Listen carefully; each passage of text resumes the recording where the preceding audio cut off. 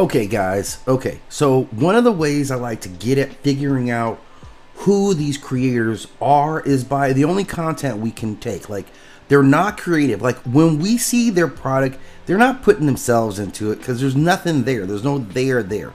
It's not like when a painter paints and they reveal themselves, or someone on a saxophone or trumpet is kind of expressing themselves. They don't do that because they're not creative people.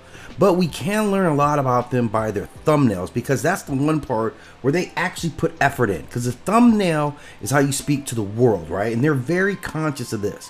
So let's take a quick look at what this thumbnail that Jordy put out actually says about Jordy, because when he did it, right, he was trying to say something about amberlynn, but it says a lot about him and what he wants his product to be. So when he sits down and makes something like this, he's not acting from confidence, he's acting from a place of need. This kind of thumbnail comes from a creator who is terrified of losing control of the narrative, and even more terrified of losing the person who keeps his channel afloat. Like, let's be real, right? So you notice the framing. He doesn't show amberlynn doing anything outrageous. He shows her simply existing, okay? That's a big, huge thing. She's blurred, she's cropped, she's isolated, and then he slaps a speculative question on top of it. And that tells you everything. Now, this is not commentary. This is surveillance. I want you guys to remember that. This is surveillance, and you only resort to pure speculation when you're scared that the content well is drying up, and now you need to squeeze meaning out of nothing. That's what it is. And the word thankful, this is a real giveaway, because this is not about Thanksgiving. It's about ownership.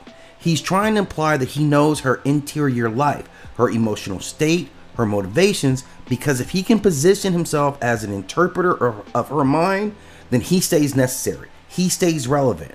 So this is psychology of someone who is his fear of irrelevance is disguised as this form of analysis, right?